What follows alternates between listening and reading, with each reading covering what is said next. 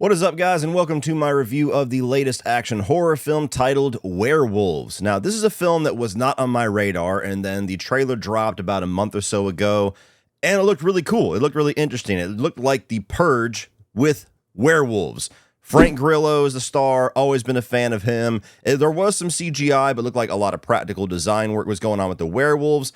And as you guys know, I love these old school monster movies. I'm a big vampire fan. I want to be as big of a werewolf fan, but historically, there hasn't really been as many big werewolf movies, certainly not good ones. You got American Werewolf in London, you got The Howling, you got, Silver Bullet, which some people don't even like that film.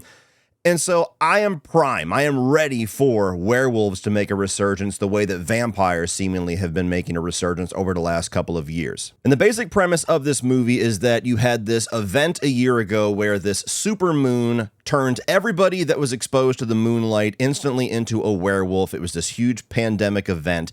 And now a year later, the supermoon is about to be on the rise again. And so it's about the night the supermoon comes back, how society is preparing for it, walling up, getting all these weapons and getting everything walled off so that they can survive the night, as well as a group of scientists, one of which is Frank Grillo, who is trying to develop some kind of a method for humans to be able to go out into the supermoon without actually being turned into werewolves. So is Werewolves a good time? Is this going to kick off a little resurgence for werewolf films? Is this going to continue the hot streak that we have been on with these recent monster films? Well, really quick before I answer that question, while none of us have to protect ourselves from a werewolf invasion, we do have to protect ourselves from identity theft. So do so by checking out the sponsor of today's video, Aura. 2024 has seen a number of high-profile data breaches from massive names like Dell, United Healthcare, even Ticketmaster. And most alarming of all, just a few months ago, National Public Data announced they had a major breach that affects potentially every single American. A breach that includes nearly 3 billion records used for background checks that have full names, addresses, phone numbers, dates of birth, and even social security numbers. And you guessed it, the hackers released all of this information online for free. So needless to say, we are more vulnerable nowadays with this digital landscape than ever before. But luckily, the sponsor of today's video, Aura, is here to help.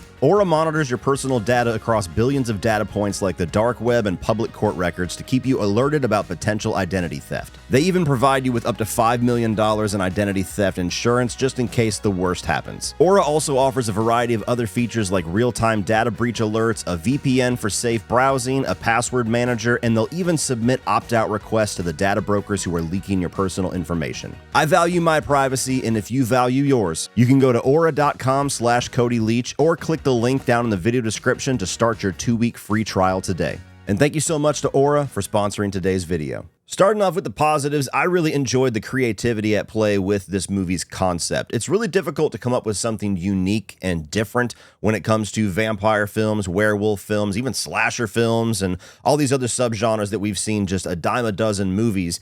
It's difficult to find an angle to bring that hasn't already been explored in some way. And I really liked what they did here with this viral supermoon concept, where every single human on Earth has this dormant gene inside of them where if they're exposed to this supermoon, anybody on Earth can turn into a werewolf for the night until the sun comes up. And the way that they have to play around with that, and where it brings barriers and it brings difficulties to our main characters as they're going on this journey trying to survive the night, where they're not only trying to dodge werewolves and not get eaten alive, but they're also trying not to turn into a werewolf themselves. So there's these scientific concepts about ways that they can shield the moonlight from human skin, and like drops that they can put in their eyes to not look at the moonlight and be exposed that way. They have a ticking time element on these things only being active for so long before they have to reapply them. And when they don't have them, having to find a way to get from point A to point B across the street, underneath canopies, or having a tarp over you, or crawling underneath vehicles to not be exposed to the moonlight. It's something really cool. And I like the fact that it added in this almost second antagonist besides just the werewolves. The moon itself is kind of a bad guy in the movie. Something else that I thought was very fun, and it was a fresh concept here, is that all of the werewolves kind of exhibit the physical features of the person that was a human before they turned into the wolf. So if somebody's got tattoos and piercings and a leather jacket and shit, you have a werewolf running around looking like a punk. And then you have guys that have like war paint on. And when the werewolf comes out, you have now a werewolf with paint on. So it kind of gives the werewolves a bit of a personality. It makes them stand out amongst each other. They don't just look like the same stock effect in 7 different places in the movie. And I thought that was something that was really cool and unique. And the fact that all of the werewolves are practical effects. I will always champion practical. Now, of course, there is CGI at play here, mostly with the transformation scenes, but once the werewolf is actually in full form, from what I could tell, they were all practical. They were all people in suits. They were all pretty cool as far as the design of them, unique enough, but definitely a classic werewolf look. They're tall, they're imposing, they're definitely creepy looking.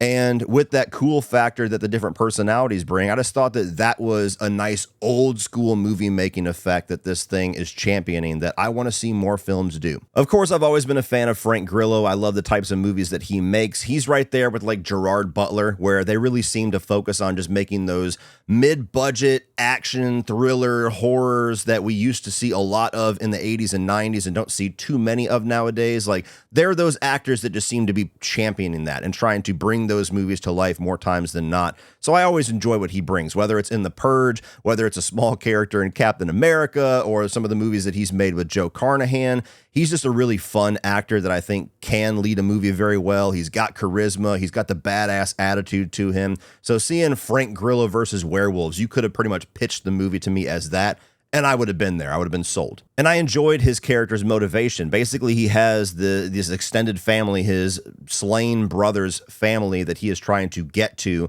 make sure that they're okay during this supermoon. And so that's the journey he's going on, is trying to get from this moment of exposure at this lab that he is at, where he starts the story, to his family to make sure that they're okay. And that's a goal that we can get behind. That's a goal that makes you root for this character. The movie moves at a really nice pace. If you're one of those people like me that sometimes find themselves frustrated at how bloated movies are nowadays, this is a nice 90 or so minute old school throwback type film that gets started within the first 10 minutes and doesn't really let up until the end. So it's a movie that's definitely a fun watch. It's an entertaining watch. It's not something that's going to test your patience as you are watching it, which shouldn't be a positive, but nowadays it sure as shit is. And the final thing that I'll say is that this is the type of movie that I definitely want to see Hollywood make more of. We've been seeing this over-reliance over the last number of years on these massive blockbusters. It feels like every movie that comes out that gets any sort of advertisement is like this $200-300 million blockbuster. Most of them end up failing miserably at the box office, and you get all these articles saying, what do we do? And all of us old school movie fans have always been saying, like, make more of these mid-budget films, make more of these smaller films. If you make them good, if you advertise them, if you get a good premise, people will show up. And so having a movie like this that is very much a throwback type movie, it's a movie that's inspired by a lot of my favorite films of all time. And you listen to the director and a lot of his influences, and I'm like, yes, those are all movies that I would be influenced by if I was behind the camera right now. I want to see more of that. And so I champion the fact that this movie was made. It was released in theaters. They took a chance on it.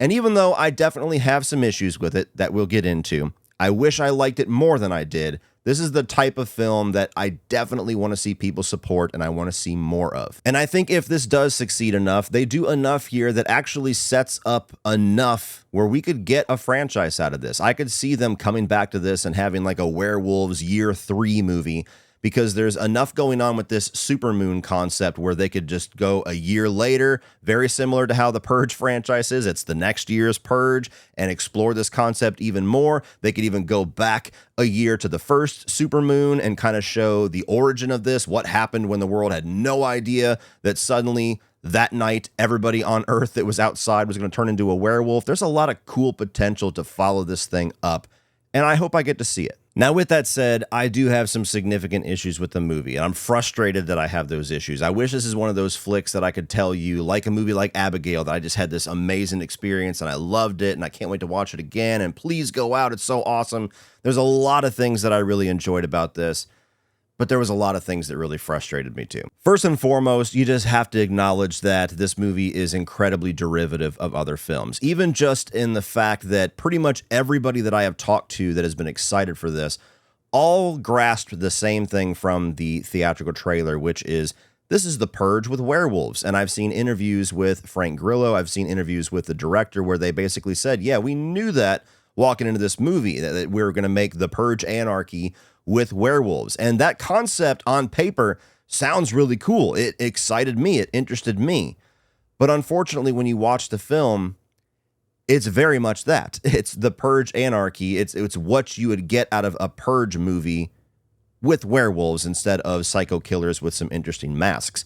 And it just, beyond the supermoon concept, didn't really graduate past that elevator pitch as much as I would have liked it to. And there's even a number of other points in the film where you very much see a clear inspiration from another film, like one most notably 30 Days of Night, where I was like, oh, this is like pulled right out of that movie. And instead of it being like this cool little wink and nod moment, it just feels, I won't say rip off, but it feels derivative to the point where I just think back to it being done better in 30 Days of Night. And that's just that tricky slope that you walk down when you're somebody who's a filmmaker that has all these really distinct influences that you want to put into your films, is that sometimes it can be really cool, sometimes it can be very charming for those of us that share the same interests and the same influences and the same favorite films.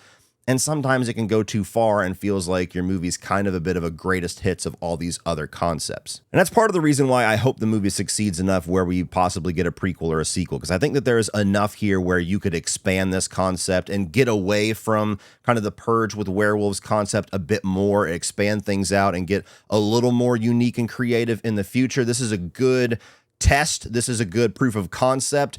The future films, if we get them, I think will probably be a little bit more entertaining for me in that regard. But this one, while it's cool, is just a little too derivative for my taste. There's also a character in the movie who is Frank Grillo's sister-in-law, the widow of his brother, the one that he is trying to get to her house to save her as well as his niece. And anytime the movie cut back to her, I really didn't enjoy what they were doing with her character. I don't know if it was the writing or the acting or a combination of both, but there's a segment of the film where every time they go to her, she's just walking around her house with a loaded shotgun, shooting at the wall and spouting off like these girl boss lines that just did not land. Like, just logically didn't make any sense. Like, you're saying tough ass shit to a werewolf that they don't even really establish whether a werewolf can understand human language or not, and they're fucking outside, so I don't even think they could hear you if they could understand you. So there was so many times where they cut to her and she's like, yeah, I'm going to blow your fucking head off. And I'm like, who are you talking to? Why are we doing this? Frank Grillo's sidekick of sorts, played by Katrina Law. I also struggle with that character. She wasn't as frustrating for me as the sister-in-law, but I just felt like I wanted her character to have a bit more personality. Like, I feel like she paled in comparison to what Frank Grillo was bringing to his character. He had all the better lines. He had more charisma. He had a lot more going as far as a narrative drive for what he was doing. She was just kind of there for a lot of the film. And so I wanted to like her character more. I wanted to get more invested in her outside of her just being somebody who's with Frank Grillo. And the final issue that I had, which unfortunately is kind of the final note that I left the movie on, and so it left a little bit of a bad taste in my mouth, was that I really did not enjoy the way that this movie wrapped up. I did not care for the choices they made in the climax.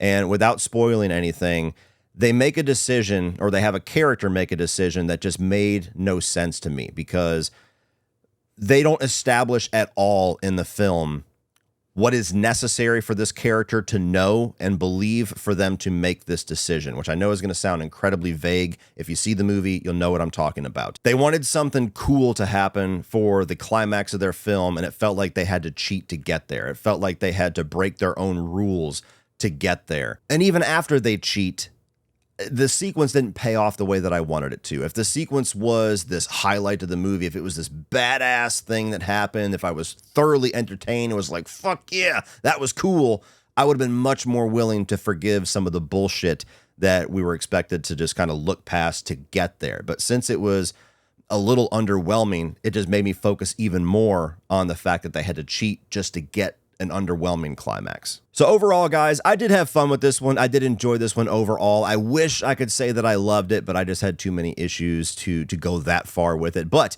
if you like werewolf flicks, if you like the concept of the Purge with werewolves, if you enjoy the types of films that Frank Grillo brings, then I would say to check it out, because I think more of you will dig this than those of you that are a little underwhelmed by it. So give it a shot. Let me know what your thoughts are in the comments below, and let me know what movie monster, now that vampires and werewolves are making a comeback, do you want to see make the comeback next. Well, that's it for this one, guys. If you enjoyed that, please click over here for all my 2024 new release reviews. I'm also going to link you to my Creatures of the Night episode of 31 on 31, where we ranked 31 vampire and werewolf films against each other, so check that one out if you're a fan of the subgenre. Like, share, hit that subscribe button so you don't miss anything in the future. And as always, remember, opinions are like assholes, but that doesn't mean you have to be.